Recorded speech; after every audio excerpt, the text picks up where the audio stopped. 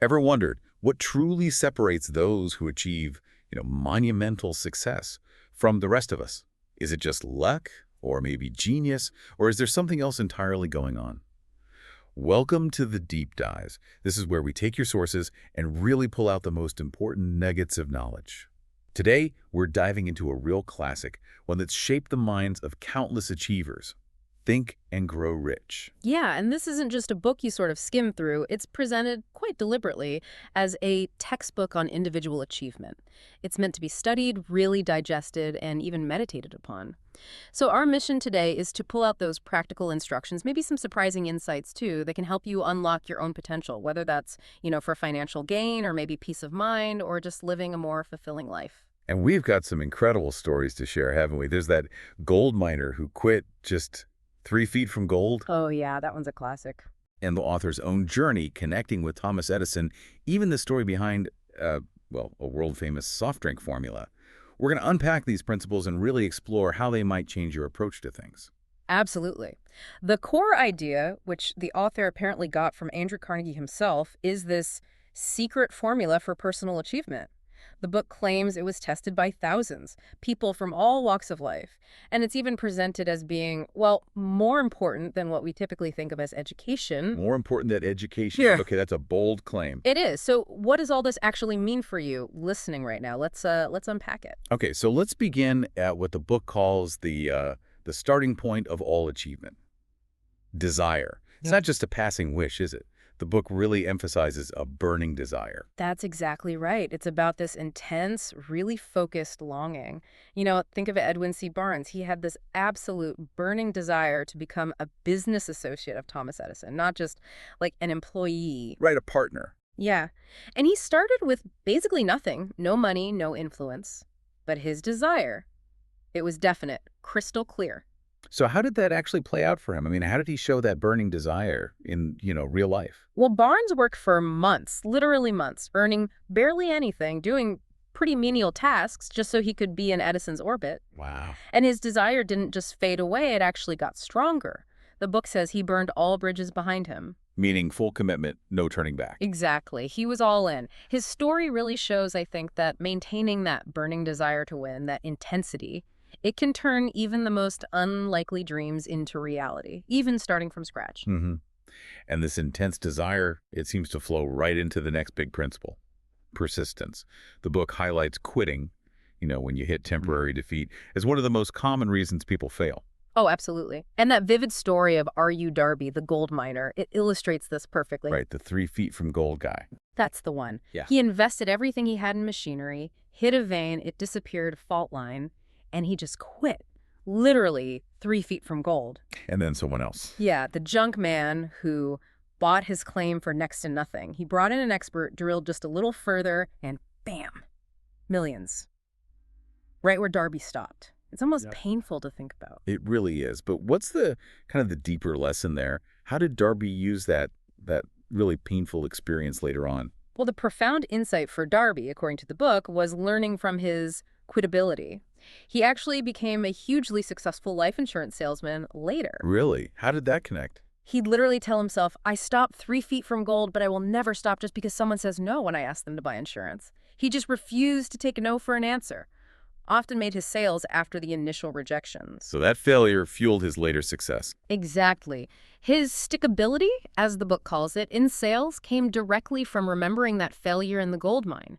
And you see this pattern elsewhere, too, like with Fannie Hurst, the writer. 36 rejection slips before she broke through. 36, wow. Or the singer Kate Smith, sang for years without pay until, as the book puts it, Broadway just got tired of turning her away.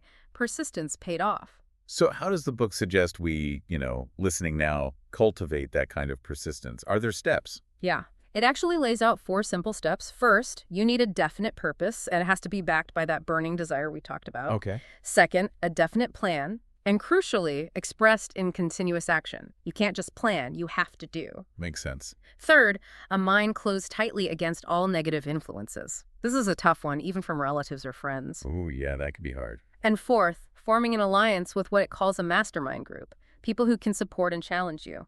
Okay, we'll definitely come back to that mastermind idea. So, building on desire, the next key step is faith. the book frames this as a state of mind that you can actually induce or create, mostly through something called autosuggestion. Right. Faith here isn't necessarily religious faith, though it can be. It's more like absolute belief in your ability to achieve your desire. Okay, so autosuggestion, that sounds interesting. Is that just like positive thinking, or is there more to it? It's definitely more active than just thinking positive thoughts. Autosuggestion in this context is like consciously programming your own subconscious mind. Programming it. By repeatedly feeding it specific commands, your definite goals, your burning desires, but crucially, mixing them with strong emotion and that feeling of faith. Like you already have it. You do this over and over until your subconscious starts to automatically guide your actions towards making it real. So you're basically trying to convince your deeper mind that it's already true. In a way, yes. The book says the subconscious mind responds most powerfully to thoughts that are well mixed with emotion or feeling. It needs that emotional charge. That's powerful. But hang on, does the subconscious filter between, good programming and bad programming? That's the fascinating and slightly scary part. The book states the subconscious mind doesn't distinguish between constructive and destructive thoughts. It just acts on whatever it's fed most consistently and emotionally. So if you feed it fear. It'll work to manifest things based on that fear.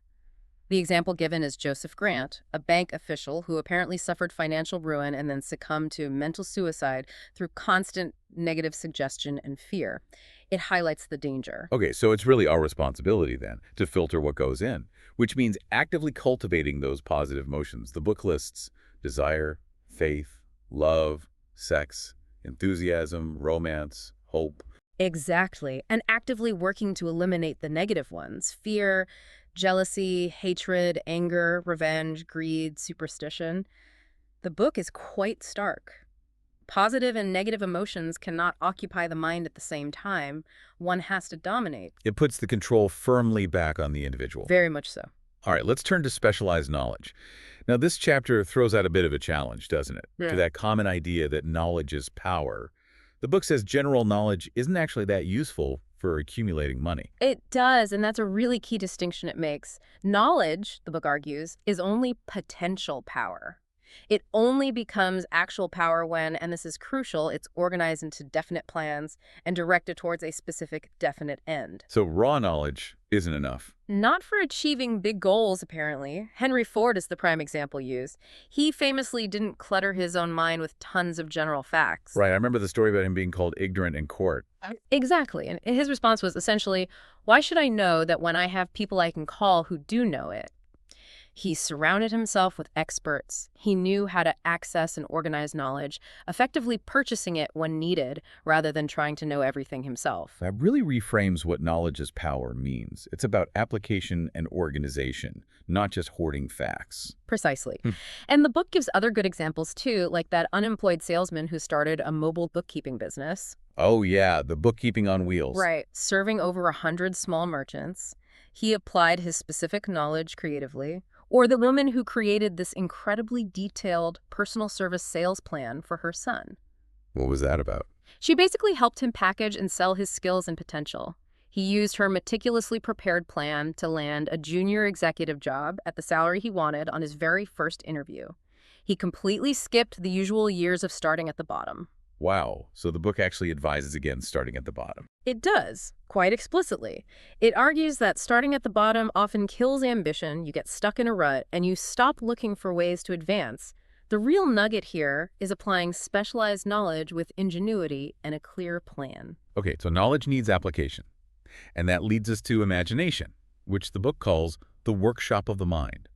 It talks about two types. Yeah, synthetic imagination and creative imagination. Synthetic is basically rearranging old ideas, concepts, or plans into new combinations, like working with existing building blocks. Okay, so combining things that already exist. Right. And then there's creative imagination. This is where, according to the book, you get hunches, inspirations, new ideas that seem to come out of nowhere. It's supposedly the direct link to infinite intelligence. So one is rearranging, the other is genuinely new creation. That's the idea. Yeah. And the book stresses, practical dreamers do not quit.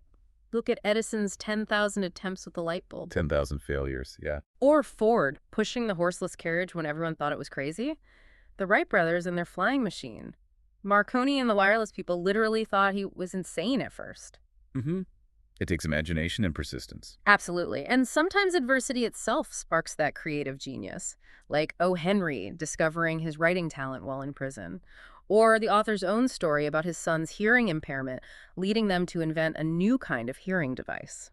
And what about that old kettle story? Yeah. That's mentioned as representing a world-famous drink, Yeah. Coca-Cola, right? Ah, yes.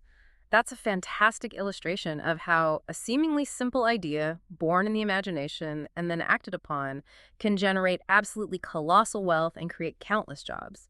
It started with one person's idea, visualized, planned, boom, Coca-Cola. It shows the sheer power of creative thought. So you have desire, faith, knowledge, imagination. But these ideas need structure, right? Which brings us to organized planning, crystallizing desire into action. And a huge part of this is the mastermind group we touched on earlier. What exactly is a mastermind group in this philosophy? Okay, so the core definition is coordination of knowledge and effort in a spirit of harmony between two or more people for the attainment of a definite purpose. Coordination, harmony, definite purpose. Exactly. The idea is that when two or more minds work together in harmony, they create this, third, invisible, intangible force, the mastermind. It's believed that this collective brainpower is way greater than just the sum of the individual minds. It generates better ideas, superior strategies. Like a mental synergy. That's a good way to put it. Andrew Carnegie, who amassed that huge fortune, attributed it entirely to the power he got through his mastermind group, which apparently had about 50 people in it. 50 people. Wow. The principle is that no single person has enough experience, education, ability, or knowledge to build a massive fortune alone. You need that collective intelligence. So if your plans fail, it's not game over. Not at all. The book is really clear on this. When your plans fail, it's not permanent defeat. It's just a signal that your plans weren't sound. So you rebuild, you create new plans. Just like Edison kept rebuilding his approach after each of those 10,000 temporary defeats with the light bulb. The mastermind group is key to generating those better plans. Okay, this makes sense. Desire, faith, knowledge, imagination, planning. Right. What's missing? Decision. The book calls this the mastery of procrastination. Why is making decisions quickly and firmly so vital? Well, according to the book, indecision is basically the starting point for fear. It paralyzes action. Leaders, in contrast, tend to decide quickly and stick to their decisions. They might change them later if needed, but they don't waffle endlessly. They don't get stuck in analysis paralysis. Precisely. An average plan acted upon decisively is often better than a perfect plan you never launch. The book uses the Declaration of Independence as this really dramatic historical example. How so? That document, which literally birthed a nation, was the result of a definite decision made by 56 men. It required immense faith and incredible courage, putting their lives on the line. The book argues the decision to even hold the Continental Congress to commit to that course was maybe even more critical than the signing itself. That's a powerful perspective. So the message for you, the listener, is that developing the ability to make prompt, definite decisions is absolutely essential for achieving anything significant. It stops you from just drifting along, falling into that habit of indecision, which the book says often starts young and can really hold people back. Right. Now, this next section, it gets into some really profound, maybe even slightly mystical sounding connections within the mind. The principle of sex transmutation, for instance, might sound a bit surprising to some. Yeah, sex transmutation. What exactly does that mean in this context? Okay, it's defined as switching the mind from thoughts of physical expression of sex to thoughts of some other creative nature. It's about taking that incredibly powerful energy, the sex drive, and consciously redirecting it into other pursuits, creative work, business building, art, whatever your ambition is. So it's about channeling a primal energy, not suppressing it. Exactly.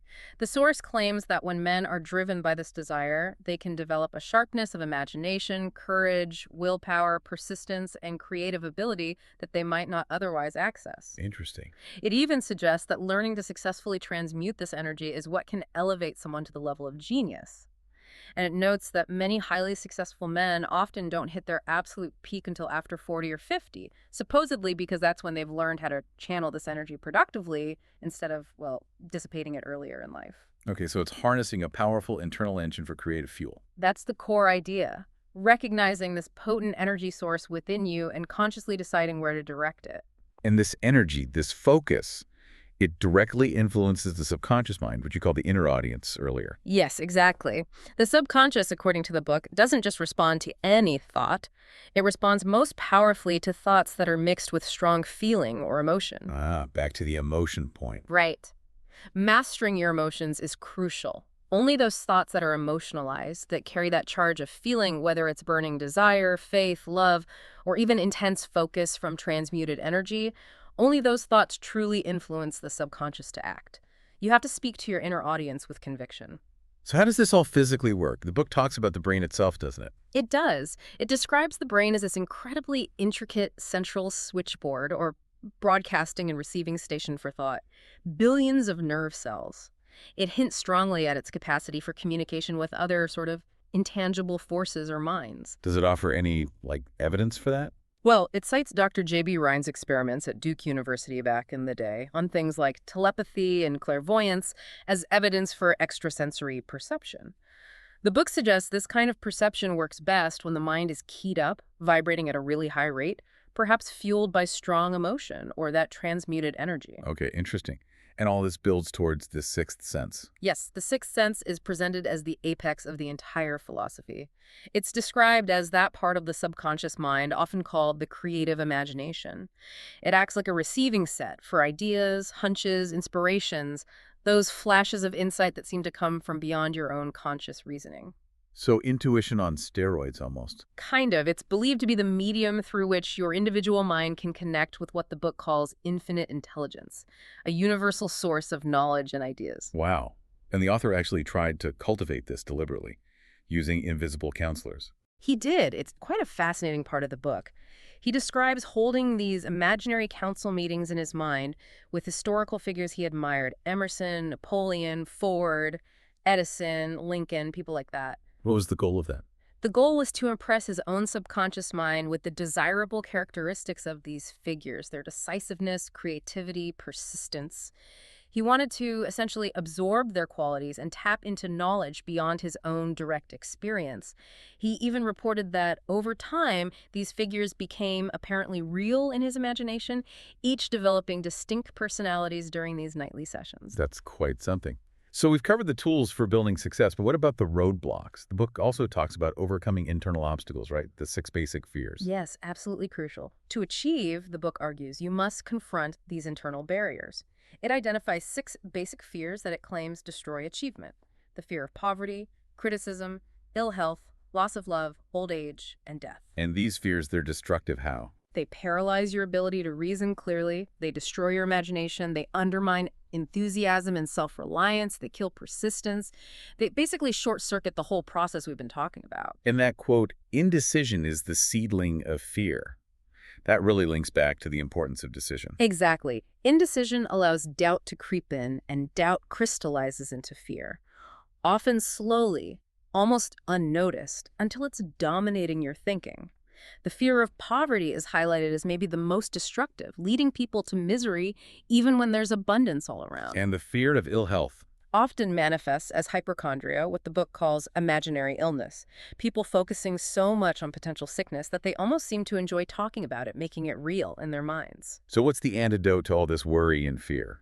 Again, it comes back to decision. Prompt and firm decision. Making a conscious choice not to worry about poverty, deciding to accept inevitable things like death gracefully, deciding you can manage without someone's love if necessary. These definite decisions, the book claims, can bring poise, peace of mind, and ultimately happiness. But again, it stresses that you have to apply this antidote yourself. Right. And one more obstacle, the habit of making excuses. The 57 famous alibis. What's that about? Yeah, the 57 varieties. These are basically all the common excuses people give for why they haven't succeeded. If only I had money, if I had a better education. If times were better, I'm too old, I'm too young, it's bad luck. You get the idea. So justifications for failure. Exactly. People defend these alibis, the book says, like they're children of their own imagination. They build elaborate justifications instead of facing the real reasons for their lack of achievement. And this habit, it states bluntly, is fatal to success. It's a form of self-deception, really. Yeah, precisely. And Henry Ford is used again as the counterexample. He supposedly never had a chance either, facing huge obstacles, but he didn't make excuses. He created an opportunity and backed it with relentless persistence. The key, the book argues, is mind control through self-discipline and having that definite purpose to overcome these self-defeating alibis. Okay, so we've journeyed through the internal landscape, desire, faith, planning, decision, overcoming fear. But the book does place this within a specific context towards the end, doesn't it? The American context. It does. It concludes by grounding these very personal principles in what the author perceives as the unique opportunities available in America at that time. He highlights things like universal freedom, freedom of thought, choice, enterprise, owning property, suggesting this environment is particularly conducive to achievement. And he links this to organized capital. Yes, the book argues that this freedom and the resulting abundance, using the example of a cheap New York breakfast sourced globally, is made possible by organized capital. Capital is described almost like a mysterious benefactor that provides the machinery, the transportation, the infrastructure, the trained labor that underpins modern civilization and opportunity. So capital is presented as essential for this system of opportunity. That's the perspective offered, yes. It's framed as the engine that allows individuals to translate their service into wealth. And what about the law of economics mentioned there? The book emphasizes this law pretty strongly. You cannot get without giving. Value for value. It attributes the past economic depression, from its perspective, partly to people trying to reap without sowing, demanding more pay for less valuable service. So the concluding message is quite direct. Capitalistic America, according to this book, ensures every person the opportunity to render useful service and to collect riches in proportion to the value of the service. If riches are what you're after, America is presented as the land of abundant opportunity, provided you understand and apply these principles of giving value first. Wow. Okay, that was a truly, well, a deep dive into a very specific, very influential philosophy of personal achievement. From that sheer force of burning desire all the way to mastering fear and leveraging collective minds, there's just so much there to unpack and potentially apply. There really is. And what's truly striking, I think, is that constant emphasis on conscious choice and just unwavering persistence. The core idea that you can actively, proactively attune your mind for success or overcome these deep-seated fears simply by understanding and applying these principles. It's quite empowering in a way. It's almost like being given a mental framework or maybe even a kind of mental toolkit, isn't it? The fundamental belief seems to be that our main limitations are the ones we set up in our own minds and that we can literally, well, think and feel and act our way to success by cultivating these specific mental habits. Which definitely raises an important question for you listening. If your subconscious mind really does act on any thought impulse you give it with strong emotion and faith, what kinds of thoughts, what kinds of emotions are you feeding it most consistently, day in and day out? That's a challenging thought. And if, as the book claims, failure cannot cope with persistence, what burning desire do you have that you're willing to persist for, no matter how many times you hear no or hit a temporary setback? Yeah. Ultimately, this deep dive reminds us that, according to this philosophy at least, true success isn't primarily about your external circumstances or getting lucky.